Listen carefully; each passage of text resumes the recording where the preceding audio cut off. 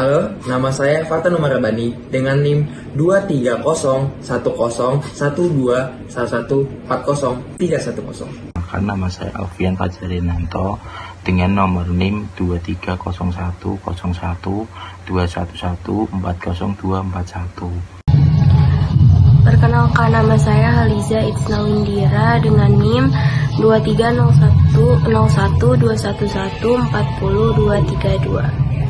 Perkenalkan, nama saya Fian Aldo Yuristiawan, NIM 2300121140292. Perkenalkan, nama saya Rebani Azari Baharudin dengan nomor NIM 3201012114029. Perkenalkan, nama saya Cipta Setengah Blakul dengan NIM 23011140283. Perkenalkan, namaku Salma Dewi Lestari dari Peternakan D dengan NIM 230101211402552. Masuk materi sebaran peluang Poisson. Sebaran peluang Poisson itu adalah jika suatu percobaan menghasilkan variabel random X yang menyatakan banyaknya sukses dalam daerah tertentu atau selama interval waktu tertentu. Percobaan itu disebut percobaan Poisson. Jumlah X dari keluaran yang terjadi selama satu percobaan Poisson disebut variabel random Poisson dan distribusi probabilitasnya disebut distribusi Poisson. Bila X menyatakan banyaknya sukses yang terjadi, maka mu itu adalah rata-rata banyaknya sukses yang terjadi dalam interval waktu atau daerah tertentu. Dan E itu adalah konstanta dengan nilai 2,718. Maka rumusnya dapat seperti ini. Dan untuk mencari mu, kita bisa menggunakan rumus ini.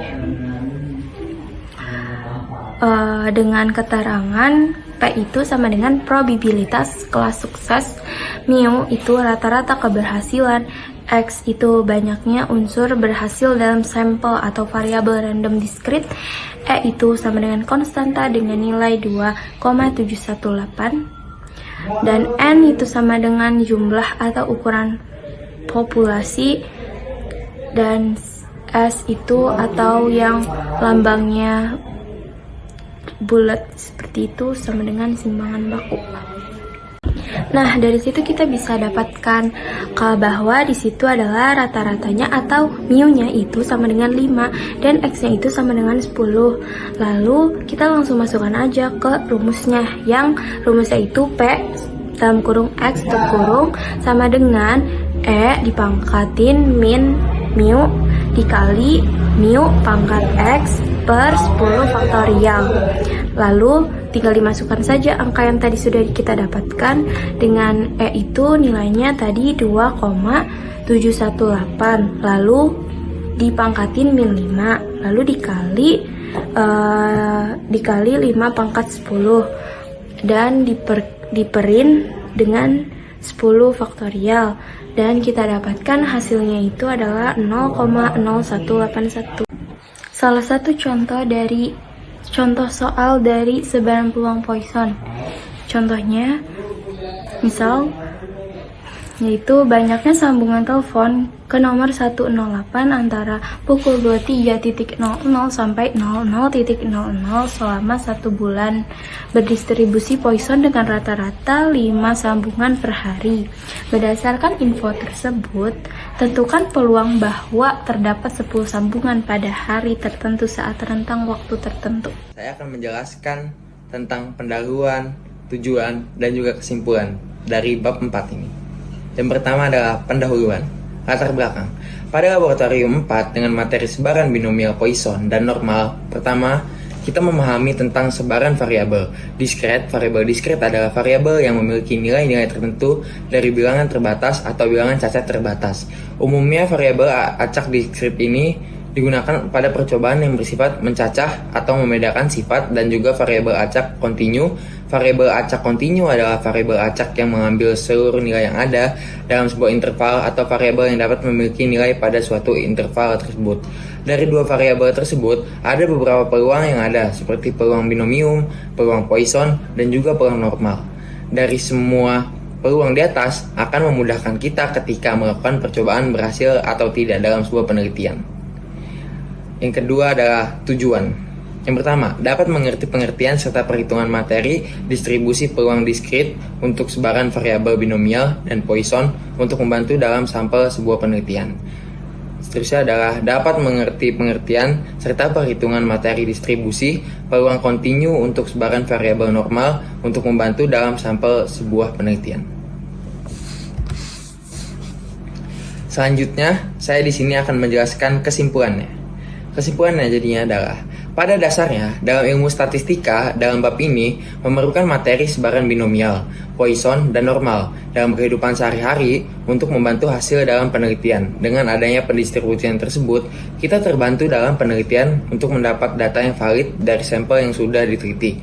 Contohnya, kita akan mendapatkan materi tentang sebaran peluang normal, yang mana itu adalah sebaran paling penting dalam bidang statistika. Di sini saya akan menjelaskan tentang sebaran variabel acak kontinu. Variabel acak kontinu adalah variabel acak yang mengambil seluruh nilai yang ada dalam sebuah interval atau variabel yang dapat memiliki nilai pada suatu interval tersebut. Distribusi probabilitas untuk variabel acak kontinu tidak dapat disajikan dalam bentuk tabel, tetapi dinyatakan dalam kurva Y sama dengan F dalam kurung X dengan F dalam kurung X, merupakan nilai-nilai variabel acak kontinu yang dilukiskan sebagai grafik kurva fx ini. Fungsi probabilitas variabel acak kontinu ini merupakan luas daerah di bawah kurva yang dibatasi oleh interval A lebih kecil sama dengan X lebih kecil sama dengan B yang dinyatakan oleh luas daerah yang di akhir ini.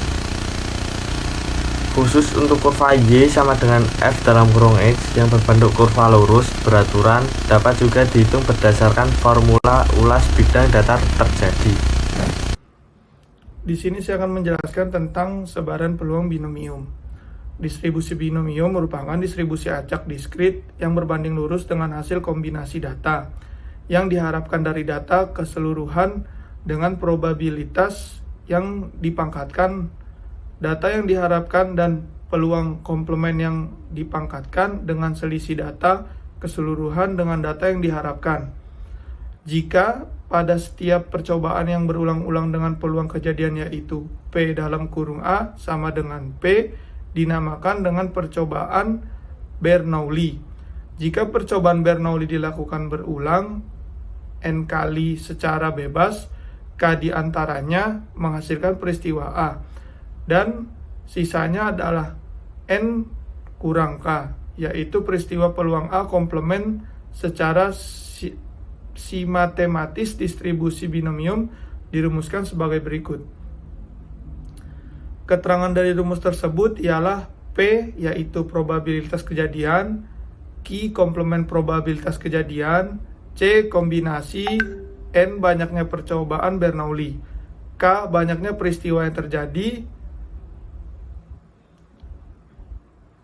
Dengan contoh yaitu 0 kurang dari P kurang dari 1 dengan nilai probabilitas tinggi 1 dan terendah 0. Ini merupakan adalah rumus salah satu dari binomium, merupakan koefisien binomium, di mana peluang atau probabilitas tertinggi adalah 1 jika ada penjumlahan dari keseluruhan peluang kejadian. Distribusi binomium mempunyai parameter yaitu rata-rata populasi dan simpangan baku secara matematis dirumuskan sebagai berikut. Rata-rata populasi dengan perumusannya sebagai berikut. Simpangan baku untuk populasi dengan perumusan sebagai berikut. Keterangan Q rata-rata populasi, aksen simpangan baku, P peluang kejadian, Q komplement peluang keaslian. Contoh soal dari sebaran peluang binomial yang pertama ialah seorang pemain basket mampu melempar bola dengan peluang 3/5. Dalam sebuah kesempatan dilakukan 5 kali lemparan.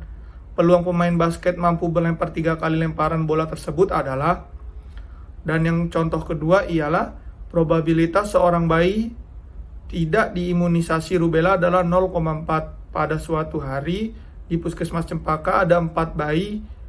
Peluang bayi yang tersebut yang belum diimunisasi rubella adalah Yang ketiga adalah peluang mendapatkan 1 kali jumlah angka 7 dalam 2 kali lemparan 2 buah dadu adalah, dan itu ialah contoh soalnya. Di sini saya akan memberitahu tentang cara penyelesaian dari soal-soal di atas yang saya bacakan. Yang pertama dan nomor 1 ialah, pertama adalah kondisi sukses adalah keadaan pemain basket mampu melemparkan bola. Peluang sukses P-nya itu 3/5, maka peluang gagalnya kita bisa ibaratkan dan isyaratkan itu adalah Q, sama dengan 1 dikurang 3/5 sama dengan 2/5. Dan ini ialah cara penyelesaiannya. Dan soal yang kedua, peluang tidak diimunisasi P sama dengan 0,4. Peluang diimunisasi Q sama dengan 1 dikurang 0,4 sama dengan 0,6.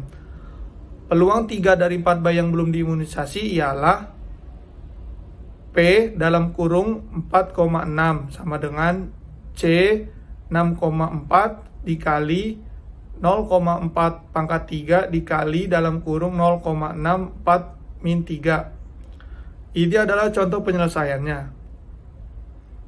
Dan terakhir ialah nomor 3. Kemungkinan mata dadu 7 dalam kurung 1,6 dalam kurung 2,5 dalam kurung 3,4 dalam kurung 4,3 dalam kurung 5,2 dalam kurung 6,1. Dan ada 6 kemungkinan, banyak semua kemungkinan adalah 6 kali 6 sama dengan 36. Dan ini adalah cara untuk penyelesaian nomor 3. Di sini saya akan menjelaskan tentang variabel diskrit. Menurut Wardani, bahwa variabel acak diskrit adalah variabel yang memiliki nilai-nilai tertentu dari bilangan terbatas atau bilangan cacat terbatas. Umumnya, variabel acak diskrit ini digunakan pada percobaan yang bersifat mencegah atau membedakan sifat. Sedangkan menurut Pratiko, bahwa sebaran peluang acak diskrit yaitu suatu variabel acak diskrit tiap nilai yang mungkin mendapatkan nilai peluang tertentu. Sebaran peluang normal. Distribusi normal merupakan distribusi paling penting dalam bidang statistika. Banyak gejala yang muncul di alam, industri, dan penelitian yang dapat digambarkan dengan baik oleh kurva distribusi normal. Kurva distribusi normal ini berbentuk seperti lonceng atau genta, dan persamaannya pertama kali ditemukan pada tahun 1733 oleh Abraham de Moivre. Persamaan matematika distribusi peluang normal kontinu bergantung pada 2 parameter, yaitu rataan dan simpangan baku. Keterangannya bisa dilihat di sini, dan contoh soalnya bisa dilihat di sini. Mungkin hanya itu yang bisa kita sampaikan, kurang lebihnya mohon maaf. Wassalamualaikum warahmatullahi wabarakatuh. Terima kasih.